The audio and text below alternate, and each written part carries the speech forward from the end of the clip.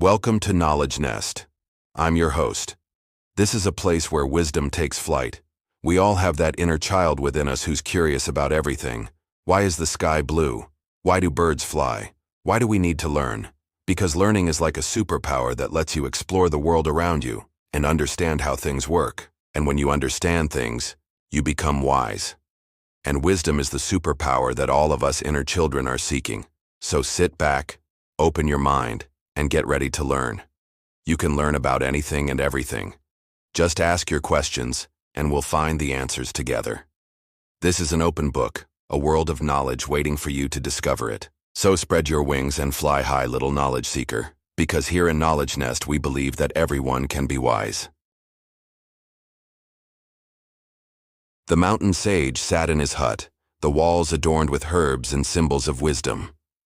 "There are 10 truths about marriage," he began, his voice echoing the wind through the mountain passes. "I will tell you one truth each night for 10 nights. Come back to me each evening, and each night I will reveal another truth until you understand the essence of a lasting marriage." Ethan and Clara looked at each other. The mountain sage's words were a beacon in their stormy sea of emotions. Each night they returned to the sage, their hearts a mixture of hope and anticipation. On the first night, under a sky full of stars, the sage spoke of respect. "In the garden of your marriage," he said, "nurture respect. It is the fertile soil where love grows and deepens." As the days passed, each night the sage added a new truth to their understanding. On the second night, he spoke of kindness. "Be kind to each other," he said, "for kindness is the water that quenches the thirst of the soul."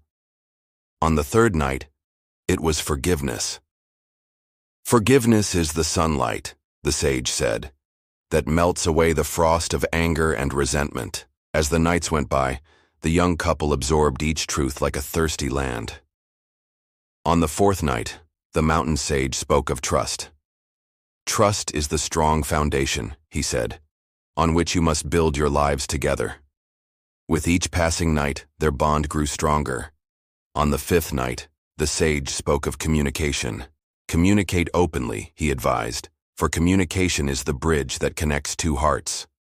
On the sixth night, it was commitment.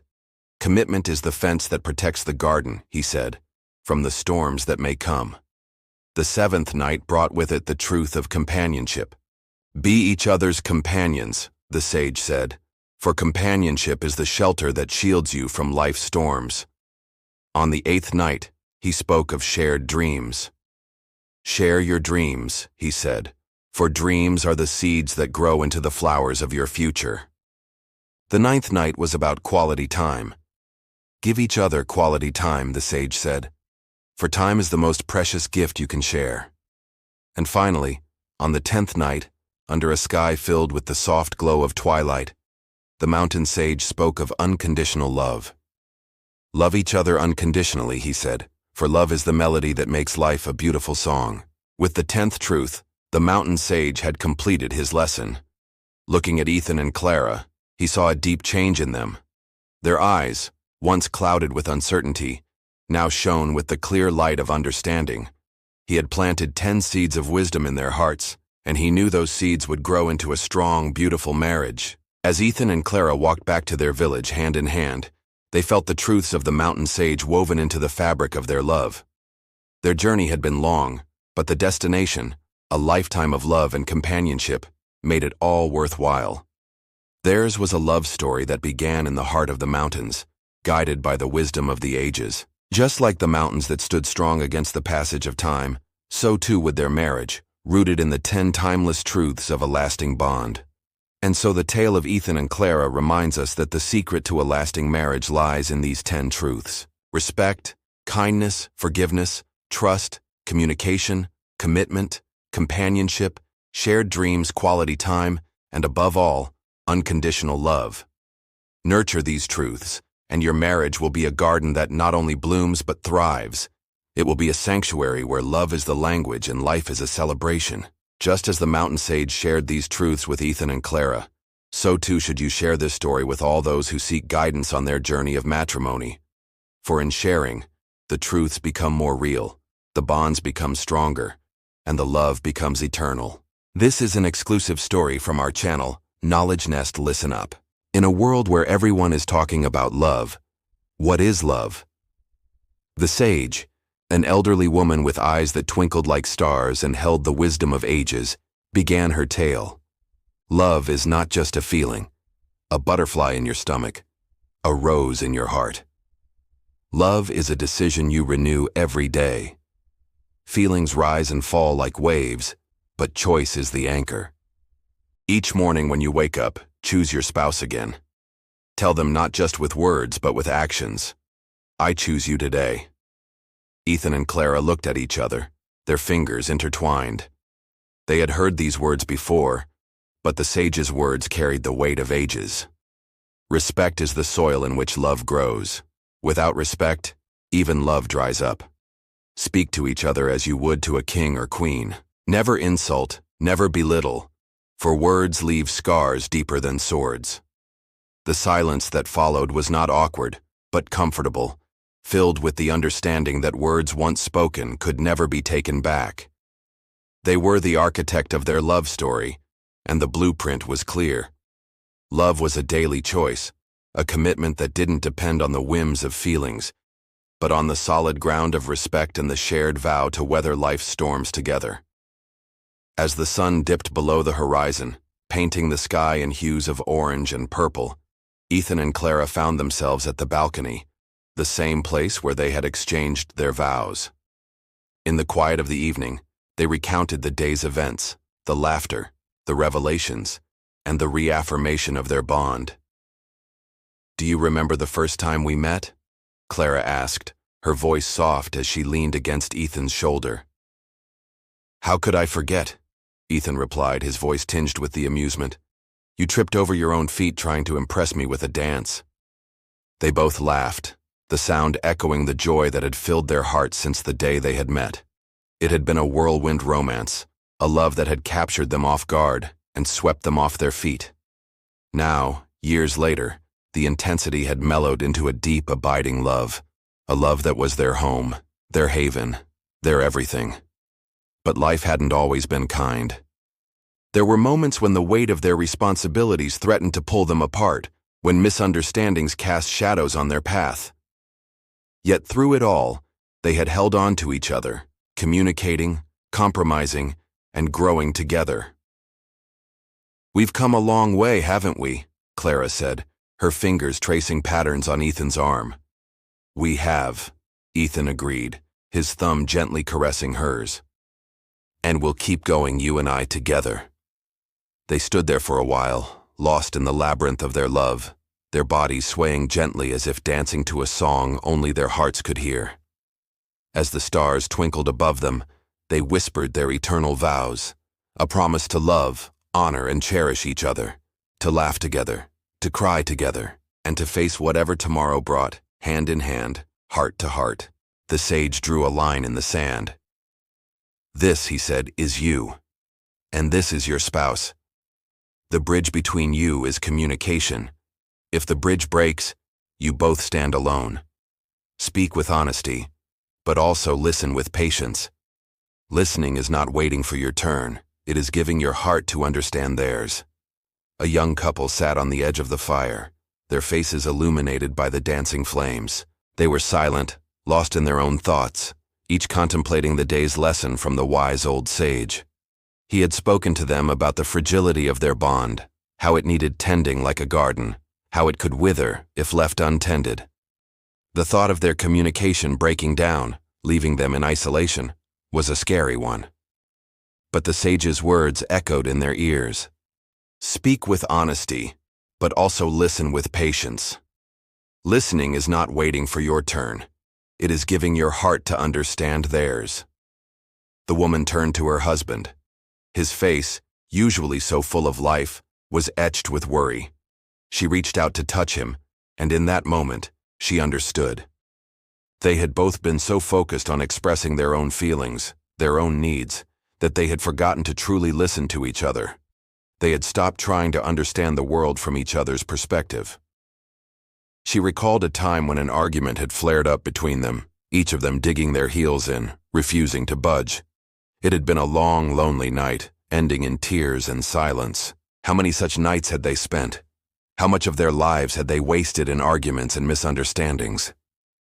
The man, too, had been lost in his thoughts. He looked at his wife, her eyes shining with unshed tears. In that moment, he saw not just the woman he loved, but the scared little girl she had once been, the dreams she had harbored, the hopes she had cherished. He saw the pain he had caused her, the times he had been insensitive, the words he had spoken in anger that had wounded her.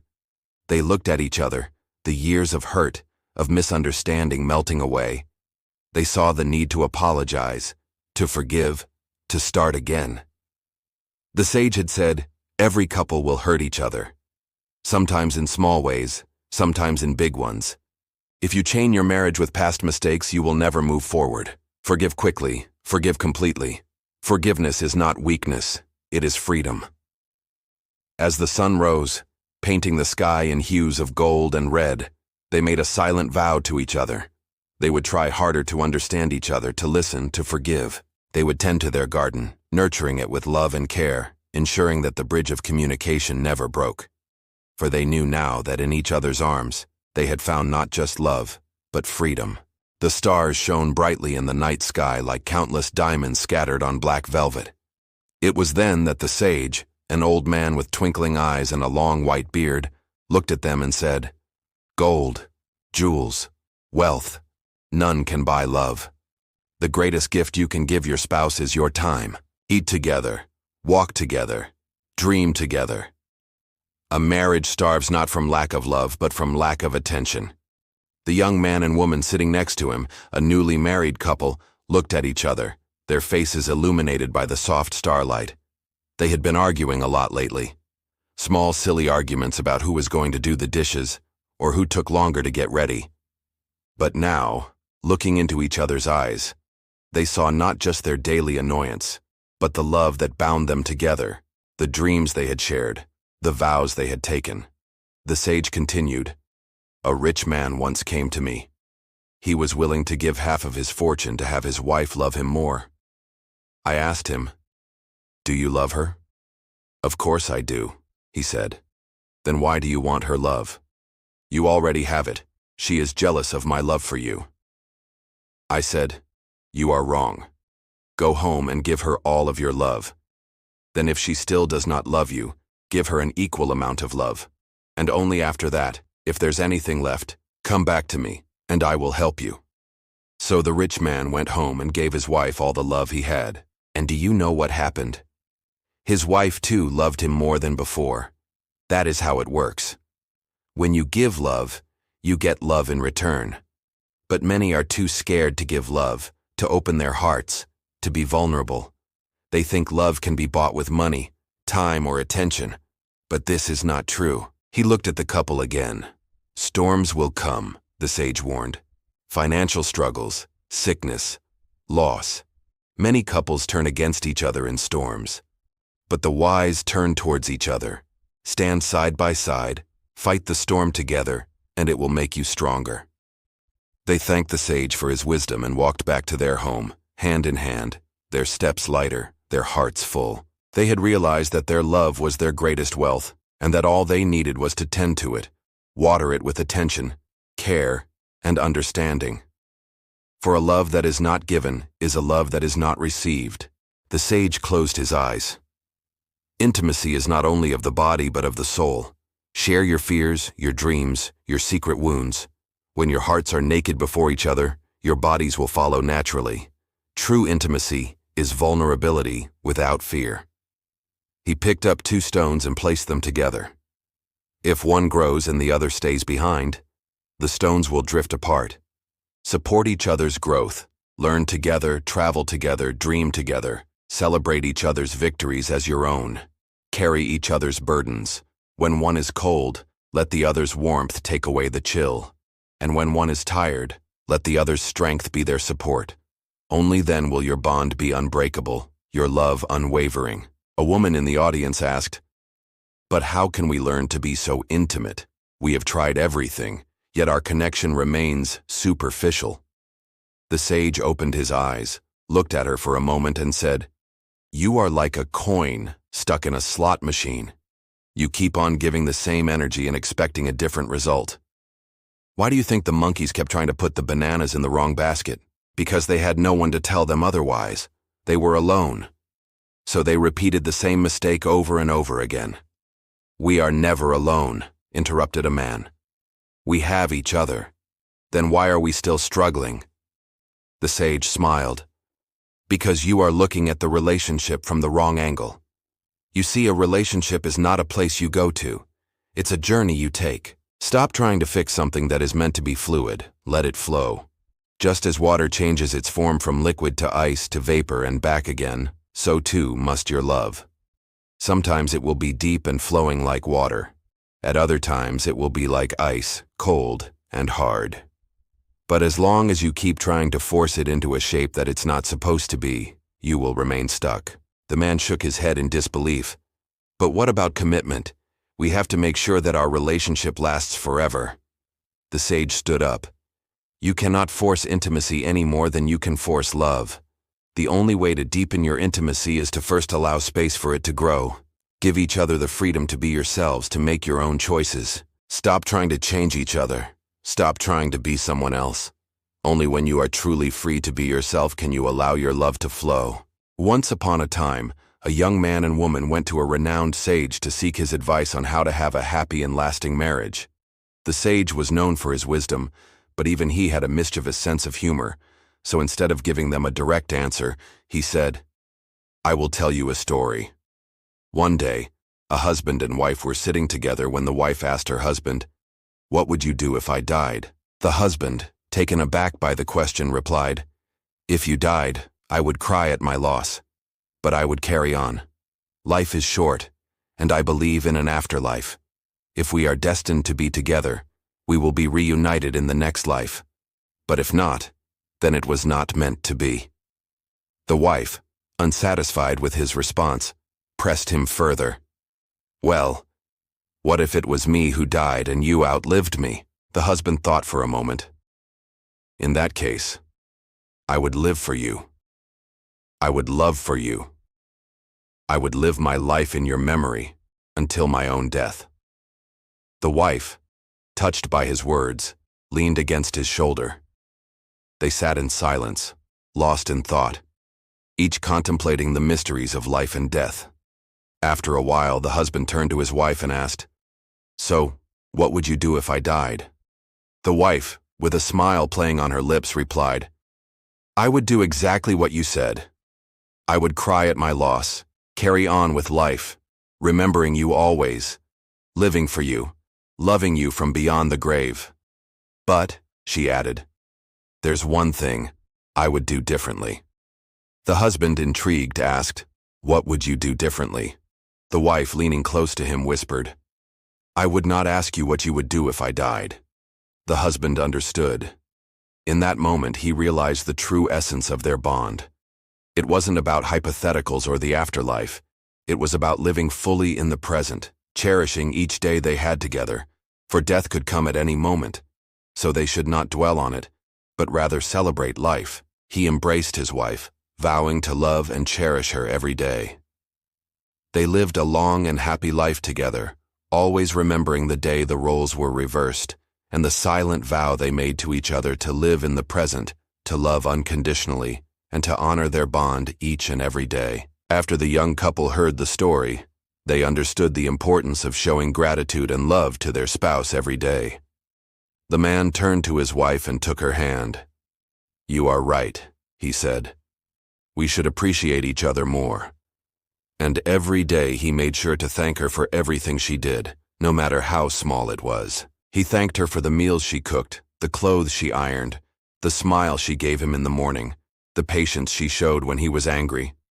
He knew that she did all of these things out of love, and he wanted her to know that he appreciated it. Over time, this small act of gratitude became a habit, then a part of their daily routine. Their love grew stronger, and they became a role model for other couples. At last, the sage stood. His voice echoed like thunder rolling through the peaks. Marriage is not a cage.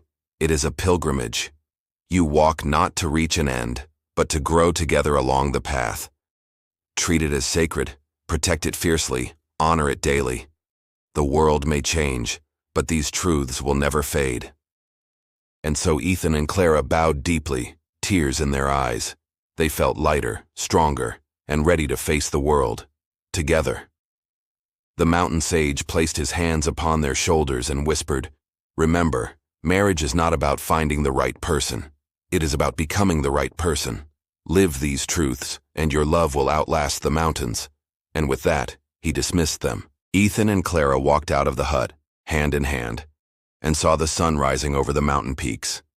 It was a breathtaking sight, but it did not compare to the breathtaking journey they had just experienced within themselves. They had come to the sage for different reasons, seeking different solutions, but they left as a couple, bound by a love that had been forged in the fires of truth. As they made their way down the mountain, Ethan turned to Clara and said, "I never thought I would find love like this, a love that sets you free and makes you strong at the same time. You are amazing, Clara. Will you stay with me? Not just as lovers, but as partners, as friends, as one?" His heart pounded in his chest. Would she accept his proposal? The question had been burning on his lips for days, but now, under the guidance of the mountain sage, it had become more than just a question. It was a promise. Clara looked into Ethan's eyes and saw the love and respect shining back at her. She saw the man he was, the man he had been, and the man he was becoming. And she knew that she loved him, not just because of who he was, but because of who he was becoming. "Yes," she whispered, 1,000 times. "Yes." And as she said those words, she felt a sense of relief and joy that she had never known before. They embraced, and in that embrace they made a silent vow to each other, a vow to live their lives according to the teachings of the mountain sage, a vow to love each other through the ups and downs of life, a vow to face the world together. As they stood there embracing, the stars above seemed to shine brighter, reflecting the eternal wisdom of the sage. The sun climbed higher in the sky, casting its golden rays upon the lovers as they began their journey back to the village. They walked in silence, lost in their own thoughts. But their hands were intertwined, their steps were in sync, and their hearts were beating as one. When they reached the village, they were greeted by the cheers and applause of the townspeople. They had returned, not just as individuals, but as a couple, ready to start their lives together. The mountain sage had brought them together, but it was their love and commitment to each other that would keep them together. For as the sage had told them, marriage is not about finding the right person. It is about becoming the right person.